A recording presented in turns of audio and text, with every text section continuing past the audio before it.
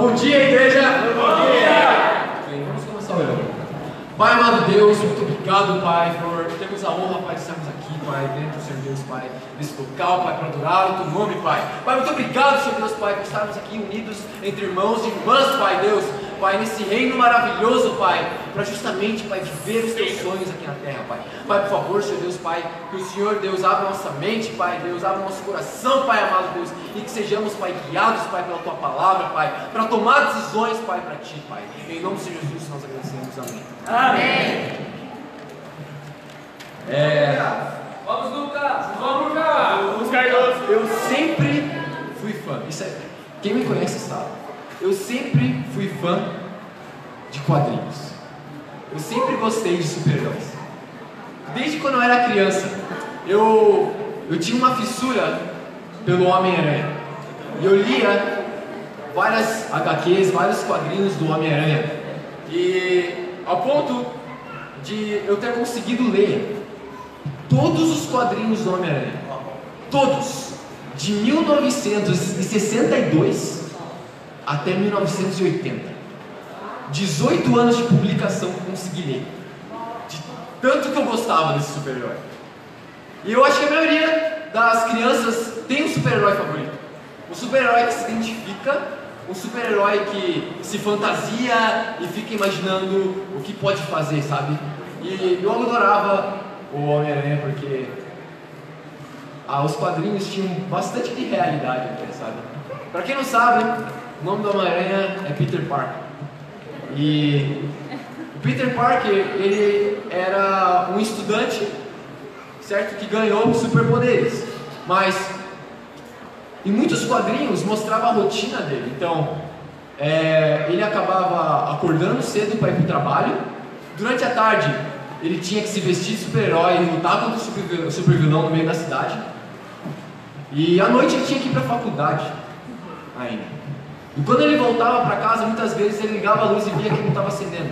Aí ele lembrava que ele tinha esquecido de pagar a conta de luz. Então era incrível. Porque mostrar um pouquinho da realidade dos super-heróis, sabe? Uau, ele tá ali lutando contra os super-vilões, mas também tem que pagar o almoço. Isso é incrível. E nessa semana especificamente, os jornais estão falando por aí que um dos maiores eventos da cultura pop da década de 2010 está em cartaz no cinema. As pessoas estão pagando muito caro só para assistir um filme de super-heróis.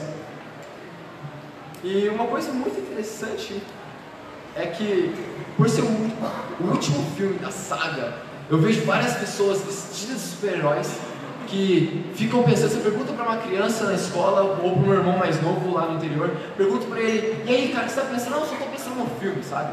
Eu quero assistir isso, eu quero descobrir o que vai acontecer, o que vai acontecer com tal personagem. E eu fiquei pensando: uau, a maioria das pessoas, elas focam sempre em uma figura ideal. Elas sempre idealizam uma figura.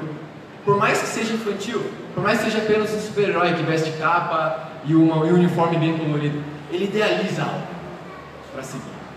E esse é o título da aula de hoje. Vamos falar sobre super-heróis.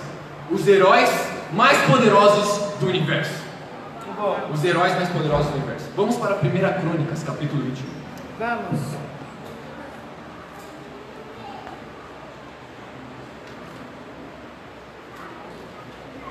A Bíblia ela traz diversos heróis, a Bíblia traz diversas pessoas que acabam fazendo grandes coisas. Uma delas é Davi. Davi, para mim, ele é um dos meus heróis favoritos da Bíblia. E a partir do versículo 1, fala assim, 1 Crônicas 21. Talvez dessa vez Davi não deu uma dentro. Fala assim: Satanás levantou-se contra Israel e levou Davi a fazer um recenseamento do povo. Davi disse a Joabe e aos outros comandantes do exército: vão e contem os israelitas desde Bérseba até Dan e tragam-me um relatório para que eu saiba quantos são. Joabe, porém, respondeu: que o Senhor multiplique o povo dele por 100. Ó rei, meu senhor, não são porventura todos eles súditos do meu senhor? Porque o meu senhor deseja fazer isso? Por que deveria trazer culpa sobre Israel? Mas a palavra do rei prevaleceu, de modo que Joabe partiu, percorreu todo Israel e então voltou a Jerusalém. Joabe apresentou a Davi o relatório com o número dos homens de combate. Em todo Israel havia 1.100.000 homens habilitados para o serviço militar, sendo 470.000 de Judá. Mas Joabe não incluiu as tribos de Levi e de Benjamim na contagem, pois a ordem do rei lhe parecia absurda. Essa ordem foi reprovada por Deus, e por isso ele puniu Israel. Davi, ele fez algo meio que inocente aqui. Ele ordenou o comandante do exército a fazer o recenseamento, a fazer a contagem da população, a contagem dos homens aptos para ir ao exército. E eu, por muito tempo, fiquei pensando, sabe, o que de errado tem nisso? Ele era um rei, era a responsabilidade dele, na verdade. Ele tinha que saber dessas coisas. Será que eu estou em pecado toda vez que eu vou atender alguém do IBGE na minha porta? Estou pensando nisso, sabe? Não, mas não está. Importante frisar. Mas o que eu comecei a pensar depois? Por que do nada um rei decide contabilizar os soldados? Por que do nada ele quer saber o número de pessoas que ele pode contar? Claramente, Davi, ele estava planejando alguma coisa. Quando você começa a ler a história de Davi em Crônicas, talvez em alguns capítulos anteriores, nós começamos a ver que Israel estava tendo muito êxito sobre os outros exércitos. Eles estavam conseguindo dominar todos os outros povos vizinhos. Todos eles eram inimigos de Israel, mas ainda assim temiam a Davi. Ninguém se atrevia a atacar ele. Ninguém se atrevia a cruzar a fronteira sem permissão. E tudo que Davi via ali era que o exército dele era incrível. que as armas dele eram fantásticas, que a maneira de lutar deles eram melhores do que todos os outros povos. Então, provavelmente ele estava pensando em armar alguma batalha, ou talvez até defender, mas sem procurar o que Deus achava daquilo. Ele simplesmente procurou achar com as próprias forças, achar as forças dele nos homens, sim, esqueceram totalmente de Deus. Sabe, Davi ele foi um rei incrível, ele fez coisas incríveis, mas a Bíblia diz que isso gerou grande punição para o povo dele. Vamos continuar lendo a partir do versículo 8. Vamos lá. Fala assim: então Davi disse a Deus: pequei gravemente com o que fiz. Agora eu te imploro que perdoes o pecado do teu servo, porque cometi uma grande loucura. O Senhor disse a Gade, o vidente de Davi: vai dizer a Davi, assim diz o Senhor, estou lhe dando 3 opções. Escolha uma delas e eu a executarei contra você. Gade foi a Davi e lhe disse: assim diz o Senhor, escolha entre 3 anos de fome, 3 fugindo dos seus adversários, perseguido pela espada deles, ou 3 dias da espada do Senhor, isto é, 3 dias de praga, com o anjo do Senhor assolando todas as regiões de Israel. Decida agora como devo responder àquele que me enviou. Davi respondeu: é grande a minha angústia, prefiro cair nas mãos do Senhor, pois é grande a sua misericórdia, a cair nas mãos dos homens. O Senhor enviou assim uma praga sobre Israel, e 70.000 homens de Israel morreram. Aqui começamos a ver qual era a consequência do pecado de Davi. Deus foi punir Davi, colocando para ele 3 opções de punição. Sabe, quando a sua mãe fala: olha, seguinte, escolha entre apanhar de cinta e ficar sem videogame, apanhar de cinta e não comer mais chocolate, ou apanhar de cinta e não poder sair na rua. Qual que você prefere? Apanhar de cinta. Não importa, você vai apanhar de cinta. Davi aqui, ele não tinha uma escolha de verdade. Ele podia escolher sim, mas ele ainda ia sofrer a punição. Pessoas ainda iam morrer. A nação dele ainda ia sofrer por causa do pecado. Davi, ele tinha uma grande honra sobre os ombros dele, que era de ser rei. Uma grande honra de vestir a coroa. Mas essa mesma honra também trazia a ele responsabilidades. E esse é o primeiro ponto. Vamos lá. Grandes poderes vêm grandes responsabilidades. Sabe, nessa época Deus ainda falava por meio de profetas. Por isso Davi foi consultar Gade. E o que acontece é que Davi, ele tinha total controle da situação como rei, até o momento que ele pecou. A partir do momento que ele pecou, ele perdeu todo o controle da situação. Você tem o controle da situação até o momento que você peca, mas depois você vira refém das consequências do pecado. Isso é muito importante. Todos os discípulos, todas as pessoas, elas têm sim o livre-arbítrio. Elas podem escolher fazer o mal, mas é que se elas pecarem, bom, vai haver consequências.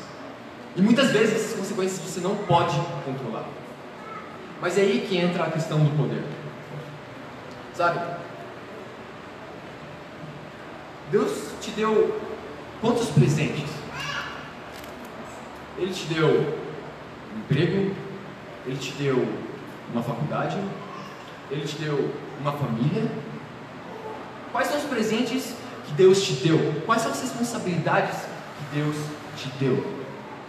Vamos lá. O que a gente pensa, o que a gente encontra nessa situação é que todos nós estamos no lugar de Davi quando nós pecamos. Todos nós estamos no lugar de Davi. Não precisa ser o governante de uma nação específica. Sabemos sim que ninguém é julgado pelos pecados. Ninguém vai ser condenado por causa de uma maldade sua. O filho não vai ser condenado pelo pecado do pai. Mas sim, o filho sofre consequências do pecado do pai.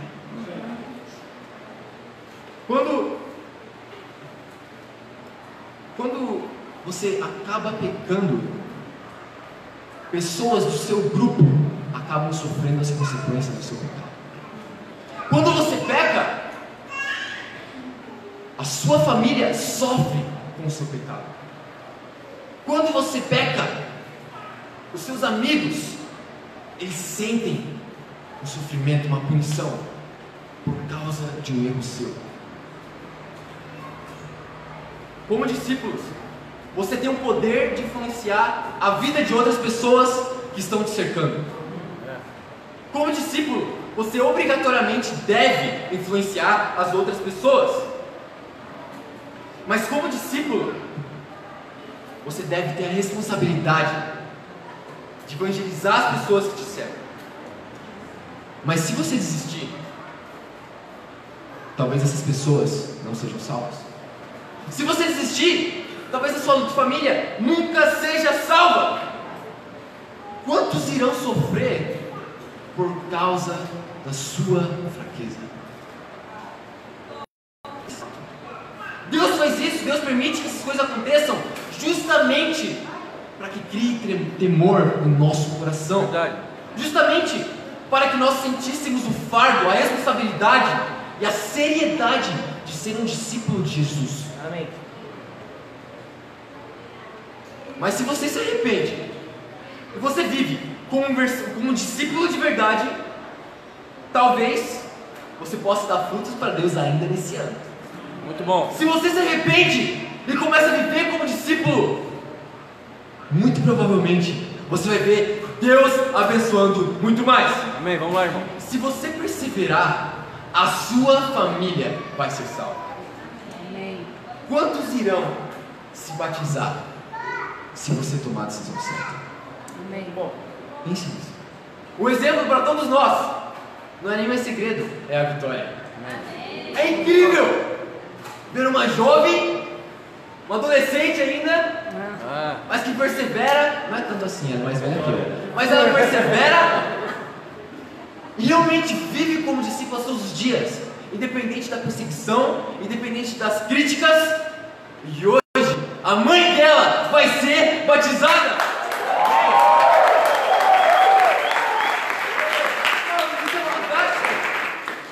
É sobre isso que é a vida de um discípulo.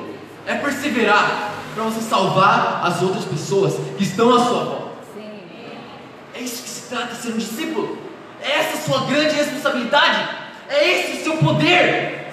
Você sim tem poder de salvar a sua família. Você tem poder de mostrar a verdade para eles. Você tem poder de evangelizar eles. Mas isso também traz responsabilidades.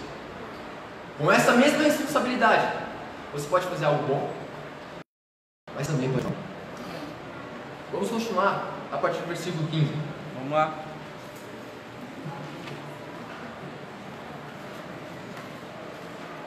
Fala assim: e Deus enviou um anjo para destruir Jerusalém. Mas quando o anjo ia fazê-lo, o Senhor olhou e se arrependeu de trazer a catástrofe. E disse ao anjo destruidor: pare, já basta! Naquele momento, o anjo do Senhor estava perto da eira de Araúna, no Jebuseu. Davi olhou para cima e viu um anjo do Senhor entre o céu e a terra, com uma espada na mão, erguida sobre Jerusalém. Então Davi e as autoridades de Israel prostraram-se, rosto em terra. Davi disse a Deus: não fui eu que ordenei contar o povo? Fui eu que pequei e fiz o mal. Estes não passam de ovelhas. O que eles fizeram? Ó Senhor meu Deus, que o teu castigo caia sobre mim, sobre a minha família, mas não sobre o teu povo. Depois disso, o anjo do Senhor mandou Gade dizer a Davi: construísse um altar ao Senhor na eira de Araúna, o Jebuseu. Davi foi para lá, em obediência à palavra que Gade havia falado em nome do Senhor. Não importa. Tudo que Davi viu naquele momento foi, a Bíblia diz, um anjo com uma espada sobre Jerusalém. Eu não sei qual era a imagem exata, mas eu sei que ele identificou ali um anjo. Amém. Eu sei que ele identificou ali o grande poder de Deus, pronto para punir. Por mais que Davi gritasse: Deus, por favor, me puna, Deus ainda ia assim estender essa influência do pecado dele para o povo dele, para as pessoas que estavam debaixo da liderança dele. Isso é importante entender. Algumas catástrofes, elas são permitidas por Deus. Esse anjo destruidor estava sendo enviado por Deus. O que acontece é que as maiores e as mais terríveis provas são enviadas por Deus para nos fazer pensar, para nos fazer se arrepender, para nos fazer crescer temor. E o que Davi fez? Ele se prostrou. Todas as autoridades, as pessoas mais altas do povo, eles se prostraram, rosto em terra, e clamaram, deram tudo de si para Deus. Eles oraram para Deus. E a resposta que Deus deu foi: ok, pare, já basta. Para aí, você não vai fazer mais nada. Ninguém mais vai ser morto. A Bíblia nem fala que deu 3 dias. Provavelmente foi no dia. Mas Deus já mostrou o poder dele, causou temor, e eles se arrependeram. E mostraram isso principalmente no clamor deles, na oração deles. E é aí que o discípulo entra. O discípulo, ele está sempre pronto para se humilhar diante de Deus. Ele é sempre pronto para largar o ego dele, o orgulho dele, e orar no quarto dele, se prostrar e orar. E o segundo ponto é a guerra infinita de um discípulo. Vamos lá? A guerra infinita de um discípulo.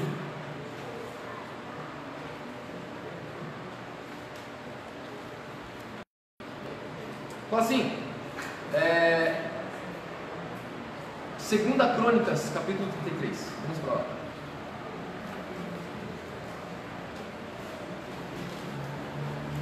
Segunda Crônicas 33, a partir do versículo 10.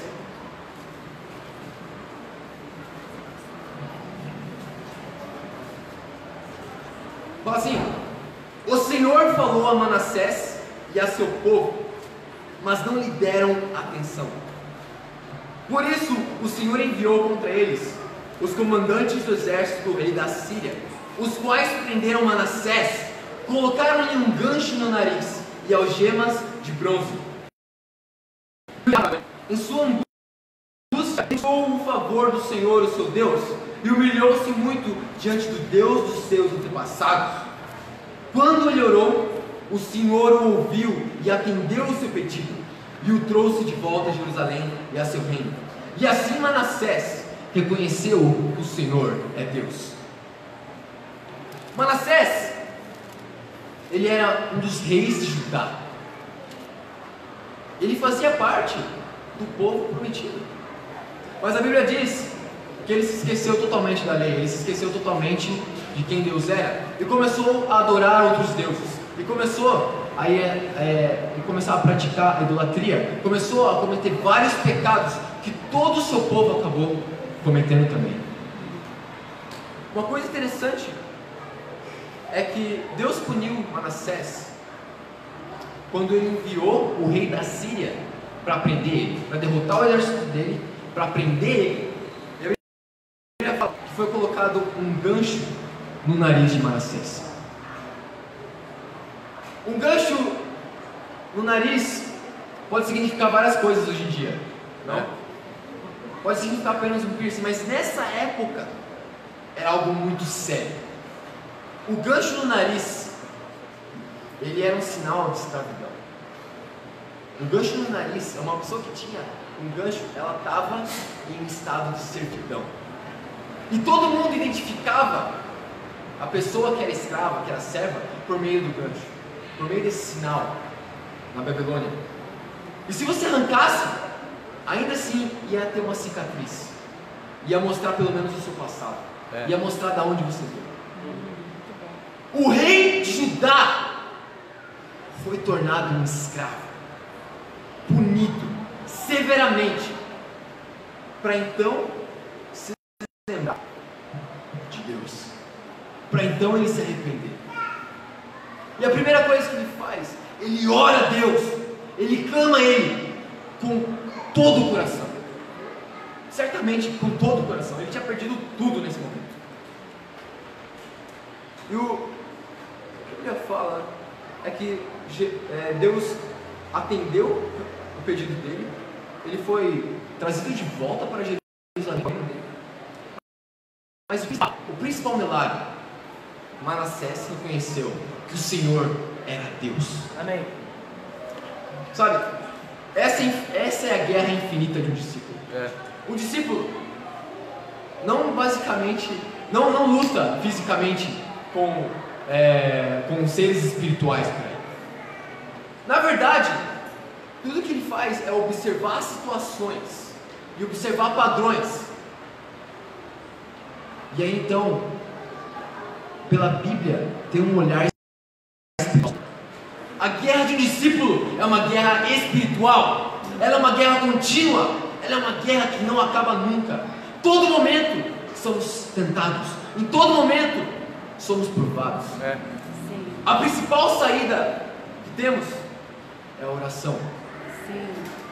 A oração do discípulo é poderosa. Amém. E ela é poderosa porque pode fazer Deus mudar de ideia.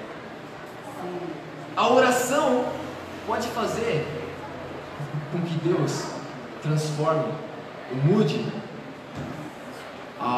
o ciclo da situação, mude o que vai acontecer. Vamos para uma escritura que está em Lucas 18. Vamos lá. Vamos, Lucas. Podemos falar muito sobre isso, temos muitos exemplos de oração. Jesus, ele fala algo bem específico. Vamos ouvir Jesus.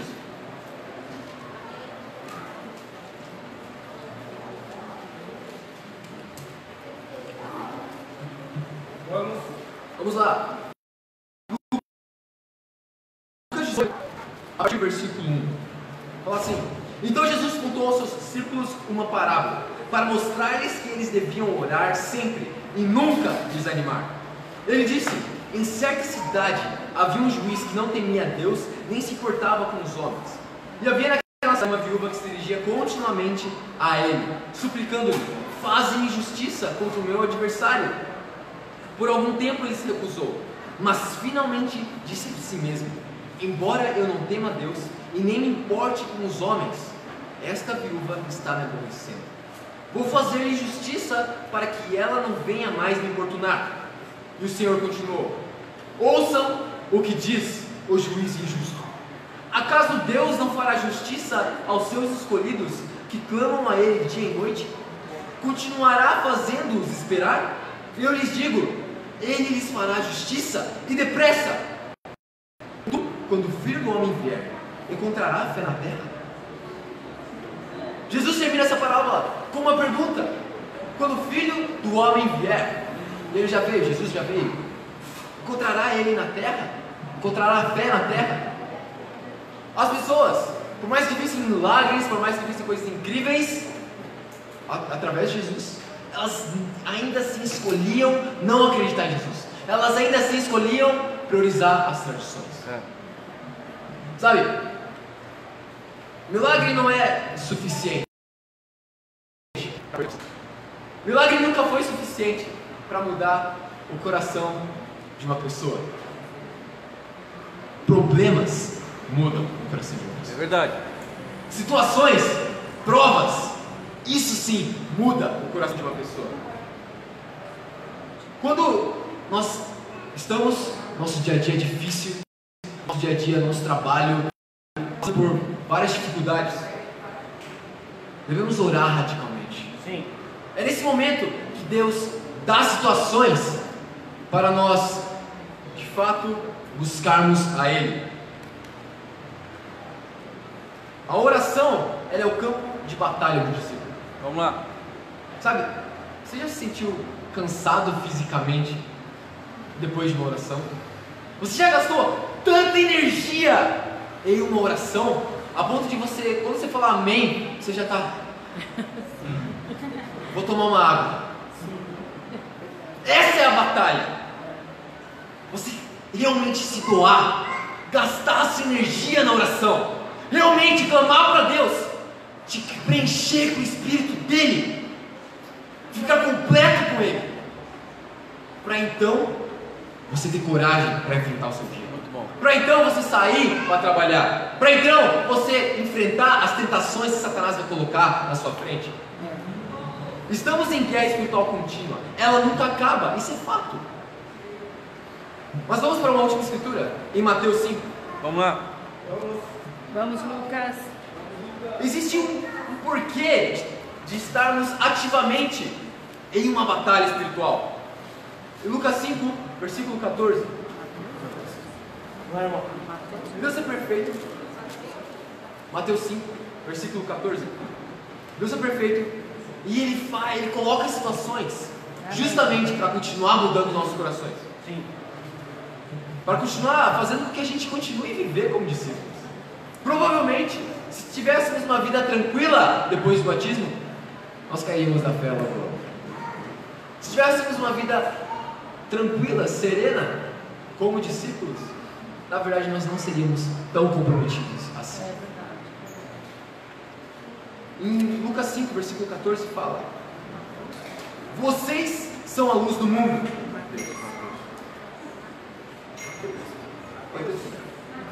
Mateus 5, Mateus. São nomes bem parecidos. Mas vamos lá. Mateus 5,14 fala: vocês são a luz do mundo. Não se pode esconder uma cidade construída sobre um monte. E também ninguém acende uma candeia e a coloca debaixo de uma vasilha. Ao contrário, coloca no lugar apropriado e assim ilumina a todos os que estão na casa. Assim brilha a luz de vocês diante dos homens, para que vejam as suas boas obras e glorifiquem ao Pai de vocês que está no céu. Quando temos problemas, quando as pessoas veem que estamos em uma situação difícil, mas ainda assim escolhemos ser luz, ainda assim escolhemos seguir a palavra, é aí que a gente acende toda a sala, é aí que a gente acende toda a casa, todo lugar que estamos. Quando nós somos batizados, segundo a escritura de Atos 2,38, é falado que nós recebemos o Espírito Santo. De repente, nós nos tornamos a morada de uma energia preciosa, de uma energia única, de uma energia poderosa, que é a energia de Deus, que é o Espírito de Deus. Nós nos tornamos luz por meio desse Espírito. Essa luz incrível, ela deve se espalhar por todo mundo. Mas para isso, talvez seja necessário nós estarmos mais tempo com outros focos de luz. Um discípulo sozinho, ele ilumina uma sala. Mas talvez mais de um discípulo, talvez 3, 4 discípulos, consigam iluminar toda a casa. Sempre que possível, devemos estar juntos de outros discípulos. Sempre que possível, devemos estar unidos, mas principalmente em oração. Toda semana, nós temos que ter pelo menos um dia, um tempo de oração com outro discípulo, no mínimo. Como discípulos, nós devemos priorizar a luz se espalhar pelo mundo. Essa é a nossa prioridade, é esse o nosso sonho. Mas para isso, devemos nos encher, nós devemos estar cada vez mais potentes na nossa lanterna e devemos estar com o maior número de luz possível. Primeiro ponto foi: grandes poderes vêm grandes responsabilidades. O que você faz influencia o seu grupo, seja algo bom, mas também seja algo ruim. E o segundo ponto foi a guerra infinita de um discípulo. Nós nos arrependemos e nós principalmente podemos até mudar a ideia, mudar o plano de Deus acerca de uma punição, pela oração, através da oração. Os discípulos são extremamente poderosos. Os heróis mais poderosos de todo o universo são os discípulos. Sabe? Deus tem uma mão poderosa. E se Ele quisesse, com um estalar, Ele podia destruir todo o universo. Podia destruir toda a vida. Mas o único motivo dele continuar tendo misericórdia, dele continuar dando mais um dia atrás de outro dia para nós, é porque justamente há pessoas que vivem como discípulas, que estão buscando outras pessoas para também serem salvas, para também evangelizar o mundo. Sim. Uma vez, o João, ele falou algo incrível para mim, que, de verdade, acredito que quase 90% dos meus tempos com Deus, dos meus tempos de oração, eu acabo citando. Ele fala que durante a oração dele, muitas vezes, ele agradece a Deus por ele fazer parte do grupo mais importante de todo o universo. De um grupo pequeno, um grupo seleto, mas o grupo mais poderoso, porque é um grupo que está com Deus. Para Deus toda a glória. Amém.